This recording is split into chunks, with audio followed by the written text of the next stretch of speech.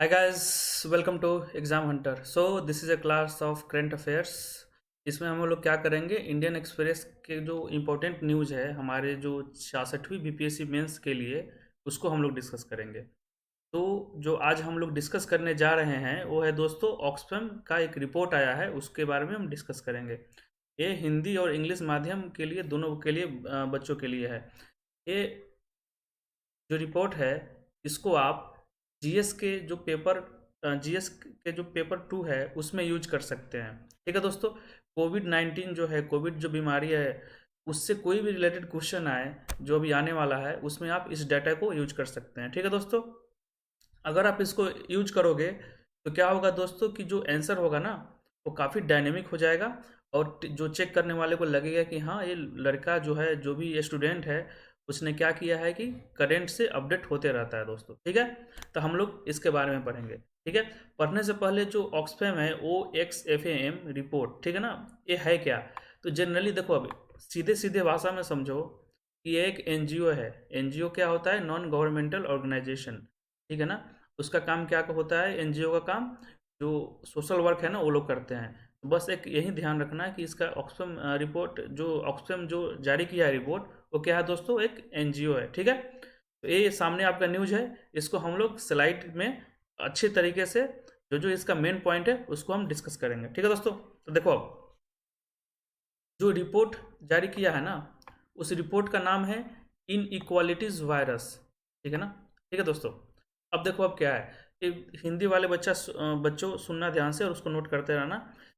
तो इसने इस रिपोर्ट में क्या बताया है ना कि जो कोविड जो बीमारी अभी 1 साल से हम लोग जूझ रहे हैं कोविड बीमारी से, उससे क्या हुआ है ना कि इनइक्वालिटीज बहुत तेजी से राइज किया है। ठीक है ना, इनइक्वालिटीज मतलब क्या होता है ना दोस्तों, कि धनी और धनी हो गए, गरीब और गरीब हो गए। तो जो सपोज करो कि ये आपका गैप है, ये धनी है, नीचे वाला हाथ क्या है? गरीब है। इनइक्वालिटीज में क्या होगा ना कि धनी और धनी होते जाएंगे, गरीब और गरीब होते जाएंगे। जो डिस्टेंस जो बढ़ रहा है ना, इसको इनइक्वालिटीज बोलते हैं। ठीक है ना दोस्तों, यहाँ तक क्लियर? तो कोविड से क्या हुआ है दोस्तों, काफ़ी इनइक्वालिटीज इंक्रीज हुआ है।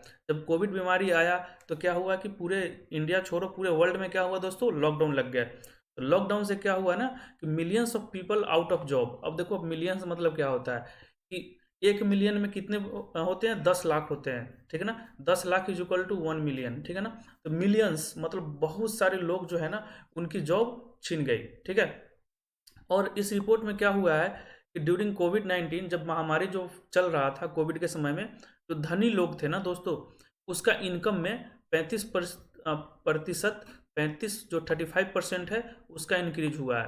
तो ये डाटा जो है ना, ये जो डाटा है ना, आपको याद रखना होगा, इसको नोट डाउन कर ले। कोविड से रिलेटेड कोई भी क्वेश्चन आए, कोविड से रिलेटेड कोई भी क्वेश्चन आता है आपको एग्जाम में, तो आपको ये डाटा डालना ही पड़ेगा।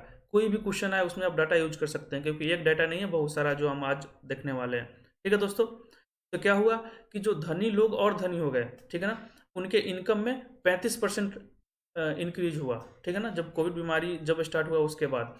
और जो गरीब थे ना, और गरीब हो गए, बहुत सारे जो मिलियंस ऑफ द पीपल है ना, उसके क्या हो गए? जॉब छीन गए दोस्तों। ठीक है, आते हैं आगे। अब बोल रहा है कि जो धनी लोग हैं ना, उसके अगर इंडिया में, उसके अगर जो टॉप 11% है ना, टॉप जो धनी में जो टॉप 11 बंदा है ना, उसके इनकम में इतना राइज हुआ है कि उसको गवर्नमेंट जो है ना, 10 साल तक गवर्नमेंट का एक स्कीम है मनरेगा। ठीक है ना, उसको, और हेल्थ जो मिनिस्ट्री है ना, उसको सस्टेन कर सकता है 10 साल तक। सोचो, कितना बड़ी बात है। मतलब मनरेगा क्या होता है उसके बारे में सोचो, थोड़ा बहुत सुन लो। मनरेगा का फुल फॉर्म है Mahatma Gandhi rural employment guarantee act. इसमें क्या होता है दोस्तों कि 100 दिन तक सबको काम मिलता है। ठीक है ना, और क्या है कि इसको 100 रुपया, 150, मतलब सॉरी, 150 रुपये, कहीं कहीं 120 180 रुपये, कोविड में इसको पैसे बढ़ा दिया गया है, तो उसको पैसे देते हैं पर डे के लिए। ठीक है ना, ये मनरेगा हुआ। तो क्या बोल रहा है दोस्तों कि जो हेल्थ मिनिस्ट्री है और मनरेगा है ना, इस सबको, अगर मनरेगा को देखा जाए तो उसको है ना, जो 11 बंदे हैं ना, जिसका इनकम राइज हुआ है, उसके पूरे जो पैसे मिलाकर देखा जाए ना, तो उतने में हम 10 साल तक मनरेगा स्कीम को चला सकते हैं। ठीक है, या मनरेगा को छोड़ो, अगर हम हेल्थ मिनिस्ट्री का जो बजट है ना, हेल्थ मिनिस्ट्री का जो एक्सपेंडिचर है ना, उसको हम 10 साल तक सस्टेन कर सकते हैं। सोचो, 10 साल तक सोचो कितना इनकम राइज हुआ होगा दोस्तों। यहाँ तक क्लियर हो गया। आते हैं दोस्तों अगले स्लाइड की ओर। अब देखो, अब इस जो रिपोर्ट आया है ना, उसको मैंने 4 भागों में बाँटा है, ठीक है ना। पहले 2 स्लाइड देख लिए, उसमें से 2 डाटा आपको मिल गया, उसको आप याद कर लो। तो इसको है ना 4 भागों में बाँटा है मैंने। फर्स्ट है इनफॉर्मल सेक्टर, जिसको क्या बोलते हैं, अनौपचारिक क्षेत्र बोलते हैं दोस्तों, ठीक है। अब देखो इनफॉर्मल सेक्टर होता है, उसके बारे में सुन लो थोड़ा बहुत देसी सीधे साधे भाषा में। देखो, कोई भी कंपनी उम्पनी होता है ना, या कहीं भी कारखाना जो भी होता है ना, वहाँ पर एक लेबर जो लॉज होते हैं ना, जो मजदूर का जो कानून होता है ना, उसको लागू किया जाता है, ठीक है दोस्तों, उसको लागू किया जाता है। लेकिन क्या है कि उसके कुछ क्राइटेरिया होते हैं, उस क्राइटेरिया में जाना नहीं है, ठीक है ना। तो जहाँ पर जो मजदूर का जो कानून लागू होता है ना, उसको फॉर्मल सेक्टर बोलते हैं। जहाँ पर लागू नहीं होता है उसको इनफॉर्मल बोलते हैं, ठीक है दोस्तों, सीधे साधा भाषा में।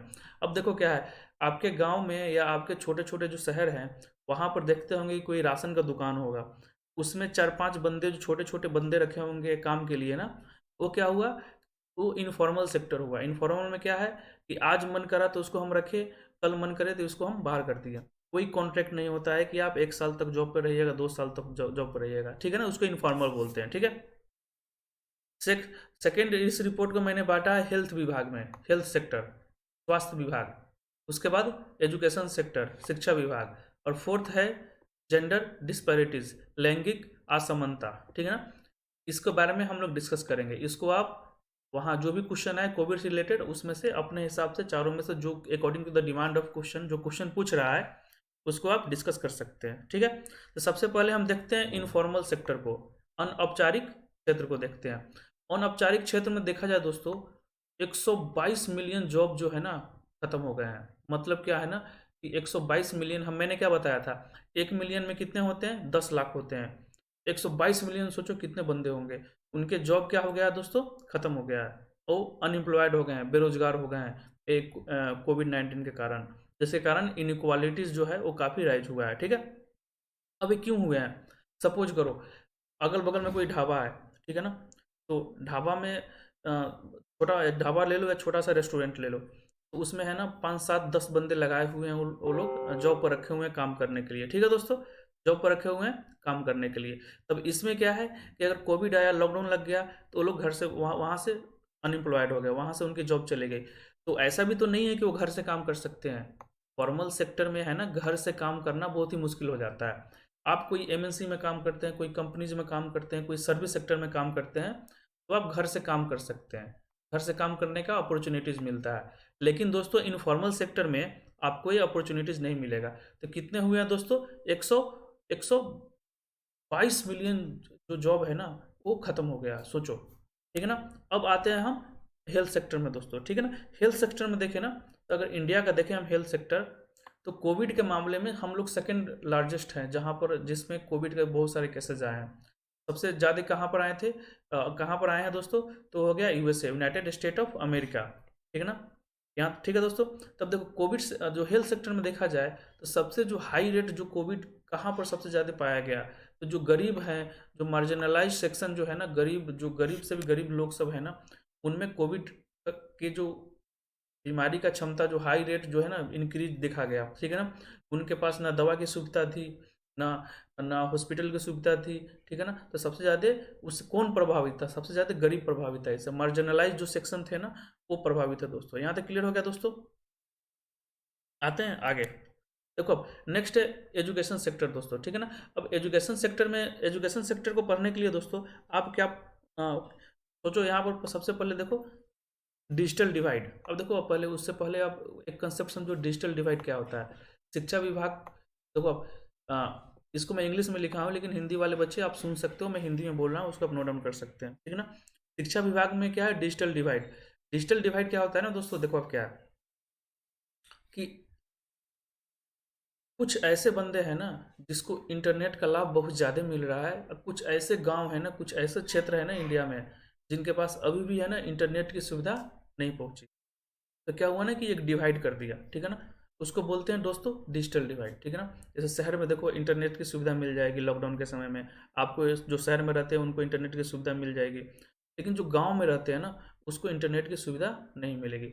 अब जब जिसको इंटरनेट की सुविधा नहीं मिलेगी, तो एजुकेशन जो शिक्षा से ज़्यादा प्रभावित होंगे दोस्तों, ठीक है ना। तो डिजिटल डिवाइड में देखा गया ना, तो स्कूल और कॉलेजेस तो बंद हो गए थे दोस्तों, ठीक है ना। इसमें क्या हुआ ना कि ऑनलाइन एजुकेशन का डिमांड बहुत ही ज़्यादा राइज हो गया, ऑनलाइन एजुकेशन का, ठीक है ना। घर पर बैठे पढ़ाई करो। अब घर पर बैठ के पढ़ाई कैसे करोगे? जब आपके पास नेट रहेगा, जब आपके पास स्मार्टफोन रहेगा, जब आपके पास कंप्यूटर रहेगा, और सबसे ज़्यादा कि तीनों रहे तो आपके पास बिजली भी होनी चाहिए, ठीक है ना। तो ये सब जो होता है तब आप नेट नेट से ऑनलाइन पढ़ाई कर सकते हो, लेकिन नहीं होगा तब कैसे करोगे? तो एजुकेशन के मामले में देखा जाए तो कुछ जो एजुकेशनल इंस्टीट्यूट है ऑनलाइन वाले, जो जैसे बैजू हो गया और अनअकैडमी हो गया, अनअकैडमी के बारे में सब सुने होंगे। इनका जो शेयर है ना, इनकी कमाई बहुत ही तेजी हुई। अब अनअकैडमी इतना कमाया कि लगभग $2 बिलियन के आसपास इसका वो स्टेक पहुंच चुका है, ठीक है ना। कि वह 1 मिलियन में कितने होते हैं? 10 लाख। तो 100 मिलियन में कितने हो जाएंगे? 1 बिलियन, ठीक है ना। तो ये मैं पैसा का बात कर रहा हूँ, सोचो $2 मिलियन कितना पैसा कमाया, ठीक है दोस्तों। तो जहाँ तक देखा जाए तो जो ये सब जो इंस्टीट्यूट है ना ऑनलाइन, इनमें काफ़ी इंक्रीज देखने को मिला। लेकिन वहीं पर जो पुअर थे, गरीब गरीब लोग सब थे, जो मार्जिनलाइज सेक्शन थे, सबसे पुअर जो सेक्शन थे, ठीक है ना, उनमें देखा गया कि जो पुअरेस्ट ऑफ द पुअर जो थे ना, जो गरीब थे ना, उसमें से सिर्फ 9% जो है ना दोस्तों, वो इंटरनेट एक्सेस कर सकते थे। 9%, ठीक है ना। और 20% ही कंप्यूटर एक्सेस कर सकते थे। मतलब क्या है कि दोस्तों 89% ऐसे पुअर थे। जैसे पुअरेस्ट का एक डाटा जो है ना, उसमें अगर डाटा जो है ना उसका 9%, मतलब क्या है ना कि 89% पुअर जो है ना, जिनके पास इंटरनेट की सुविधा नहीं थी। और जब इंटरनेट की सुविधा नहीं तो पढ़ाई कैसे करेंगे, ठीक है ना। तो एजुकेशन क्षेत्र में भी काफ़ी पुअर जो है ना काफ़ी प्रभावित हुए हैं, ठीक है ना। 20% ही कंप्यूटर को एक्सेस कर पाए। मतलब क्या है दोस्तों, 80% ऐसे गरीब आदमी थे जिसको कंप्यूटर का एक्सेस करना ना मिल पाया। जिससे क्या हुआ कि एजुकेशन क्षेत्र में भी काफ़ी डिस्पैरिटीज़, काफ़ी इनइक्वालिटीज़ देखने को मिला। तो हम लोग अलग अलग क्षेत्र में क्या है ना इनइक्वालिटीज़ को देख रहे हैं दोस्तों। नेक्स्ट आते हैं जेंडर, सबसे बढ़िया, सबसे काफ़ी इम्पोर्टेंट डाटा है, इसको आप कैसे भी करके रट ले। देखो अब जेंडर में देखा जाए ना, तो देखा जाए तो जो अनएम्प्लॉयमेंट है ना, बेरोजगारी रेट है ना औरतों में, वो 18% बढ़ के हुआ है।